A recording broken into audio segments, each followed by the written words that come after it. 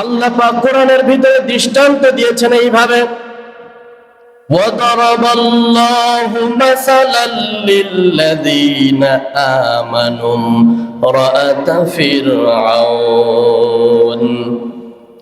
إِذْ قَالَتْ رَبِّ ابْنِ لِي عِندَكَ بَيْتًا فِي الْجَنَّةِ وَنَجِّنِي مِنْ فِرْعَوْنَ وَعَمَلِهِ وَنَجِّنِي مِنَ الْقَوْمِ الظَّالِمِينَ।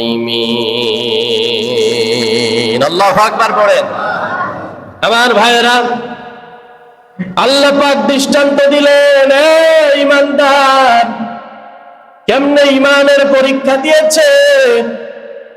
সব থেকে বড় জালেম, সব থেকে বড় স্বৈরাচার ফিরাউন। এই ফিরাউনের স্ত্রী আসিয়া আলাইহাস সালাতু ওয়াস সালাম কেমন ঈমানের পরীক্ষা দিয়েছে।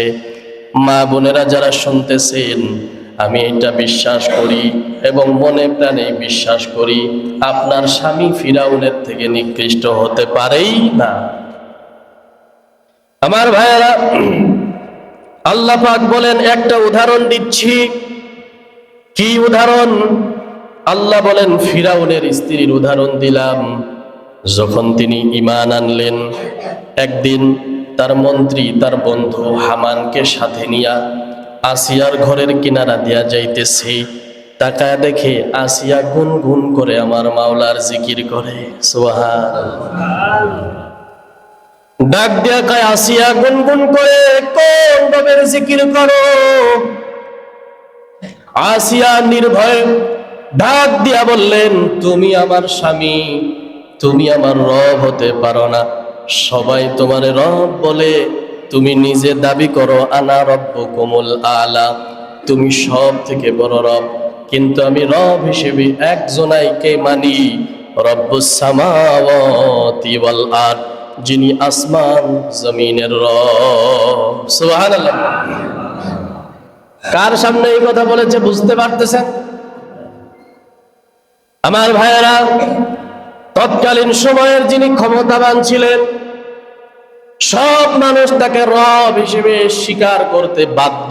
এরকম অবাধ্য ফিরাউন, আল্লাহদ্রোহী ফিরাউন, এই ফিরাউনের সামনে আসিয়া তার ঈমানটা প্রকাশ করলেন। আমি আল্লাহর উপরে ঈমান আনলাম, আমি আল্লাহর উপরে ঈমান এনেছি, যে রব তোমারও রব আমারও রব, রব্বুস সামাওয়াতি ওয়াল আরদ, পৃথিবী আসমান জমিন সব কিছুর মালিক একজন। জোরে আওয়াজ দিয়া বলেন, তিনি কে? এই কথাটা যখন বলছে, ফিরাউন বলে, হামান বন্ধু আমার, আসিয়ারে তুমি একটু বোঝাও। এইবার হামান আসিয়ার কানে কানে গিয়া বলে, আসিয়া, ফিরাউন আপনারে অনেক ভালোবাসে, আপনি প্রথম স্ত্রী, ফিরাউন আপনাকে অনেক মহাব্বত করে। যদি আপনি জানে বাঁচতে চান, একবার অন্তত, বারবার না, শুধুমাত্র একবার আপনার স্বামীকে আপনি রব হিসেবে গ্রহণ করেন। নাউজুবিল্লাহ বলেন। আমার ভাইয়ের, আসিয়া ডাক দিয়া কয়, কথা একটাই, সব থেকে বেশি তোমরা আমার জীবনটা নিয়ে নিবা। দুনিয়ার এই সামান্য কষ্ট আমি সহ্য করে নিব, কিন্তু আমি ঈমান হারা হইয়া আমার মাওলার জাহান্নামের কঠিন আযাব আমি সহ্য করতে রাজি না। আল্লাহু আকবার পড়েন। আমার ভাইয়েরা, ও বাহিরের মানুষ, আল্লাহ পাক রব্বুল আলামিন ঘটনা ডাইরেক্ট শোনালেন। কিয়ামত পর্যন্ত ঘটনাগুলো কোরআনে থাকবে, মানুষেরা পড়বে, ওখান থেকে শিক্ষা নিবে। হযরতে আসিয়াকে যখন এই কথা বলল, অন্তত পক্ষে একবার তুমি তোমার স্বামীকে রব হিসেবে স্বীকার করো। আসিয়া ডাক দিয়া কয়, একবারও স্বীকার করতে রাজি না। সে আমার স্বামী, আর আমার রব হলেন যিনি আমাকে সৃষ্টি করেছে, আমার স্বামীকে সৃষ্টি করেছে, আমার স্বামীকে রাজত্ব দিয়েছে, আসমান জমিনের স্রষ্টা যিনি, তিনি হলেন আমার রব। সুবহানাল্লাহ।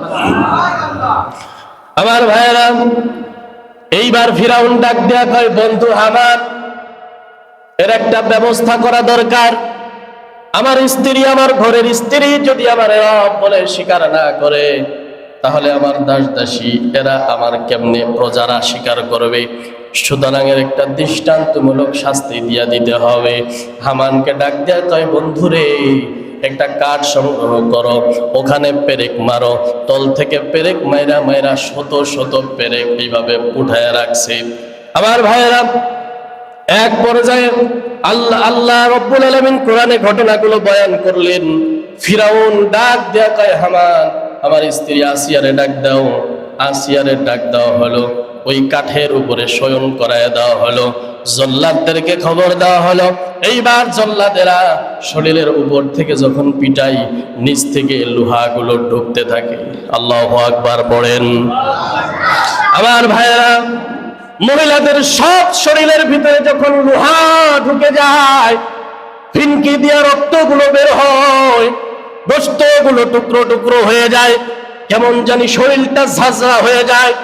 এই পরিস্থিতিতে ফিরাউন ডাক দিয়া কয়, আসিয়া এখনো পর্যন্ত যদি তুমি কালেমা পড়ো, এখনো পর্যন্ত যদি আমার উপরে ঈমান আনো, কালিমা ছেড়ে দাও, আল্লাহর তাওহীদ ছেড়ে দাও, মাত্র একবার, সারা জীবন না, শুধুমাত্র একবার আমি স্বামীরে তুমি রব হিসেবে স্বীকার করো। ওই সময় আসিয়া ডাক দিয়া বলেন, ফিরাউন কশ্চিন কালেও তোমাকে রব বলে এক মুহূর্তের জন্য স্বীকার করব না। ওই সময় আমার আল্লাহকে আসিয়া ডাক দিয়ে বলেছিল, ওদের মালিক, ফিরাউন আমার উপরে নির্যাতন করে, ফিরাউন আমারে কষ্ট দেয়, দুনিয়ার সব কষ্ট আমি সহ্য করে নিলাম। ওই সময় আল্লাহকে ডাক দিয়া আবদার করেছে, আল্লাহ তোমার কাছে আমার আবদার, আমার ঈমানটা তুমি কবুল করে নাও। আল্লাহু আকবার পড়েন। ওই সময় আসিয়া ডাক দিয়া বলে, আল্লাহ আমার ঈমানটা তুমি কবুল করে নাও।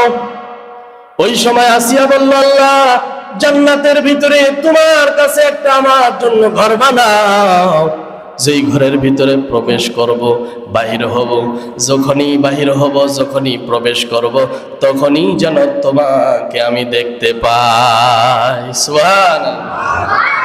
আমার ভাইয়েরা, তাফসীরের ভিতরে আসছে, হযরত আসিয়ার ইন্তেকালের আগে আল্লাহ বললেন, ও ফেরেশতা যাও যাও, আমার আসিয়ার বানানো জান্নাত আমি আল্লাহ আরশের পাশেই আসিয়ার ফিরাউনের সামনে, আসিয়ার সামনে দেখায়া দাও। সুবহানাল্লাহ পড়েন। কষ্ট সহ্য করে, চিৎকার করে, কান্না করে, এমন মুহূর্তে তাফসীরের ভিতরে আসছে, হঠাৎ করে আসিয়া হেসে দিয়েছে। সুবহানাল্লাহ।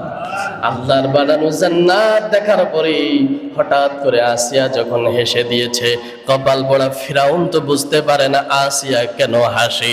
ডাক দিয়া কয়, বিবি আমার হাসো কেন? ডাক দিয়া কয়, ও ফিরাউন আমি হাসি কেন? কারণ আমি আমার মাওলার কাছে আবদার জানাইছি, জান্নাতে একটা ঘর বানায়া দিবা তোমার কাছে। আমার আল্লাহ ইন্তেকালের আগে আমার জান্নাত দুনিয়ায় আমার চোখের সামনে দেখায় দিয়েছে। সেই কথাই আল্লাহ রেকর্ড করলেন। আল্লাহ বললেন, ও পৃথিবীর মানুষেরা শোনো, ওয়াদারাবাল্লাহু মাসালাল লিল্লাযীনা আমানু ইমরাআতা ফিরআউন।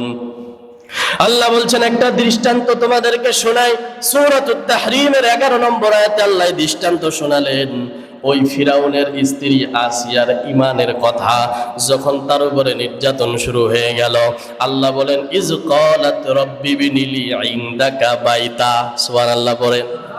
ওই সময় আসিয়া ডাক দিয়া কয়, মালিক আমার, রব্বি বিনিলি, আয় আল্লাহ আমার জন্য ইনদাকা বাইতান ফিল জান্নাহ, জান্নাতের ভিতরে তোমার কাছে আমার জন্য এমন একটা ঘর বানাও, যেই ঘরটা আমি ঘরের ভিতরে প্রবেশ করব, বাহির হব, সব সময় যেন তোমারে দেখতে পাই। সুবহানাল্লাহ।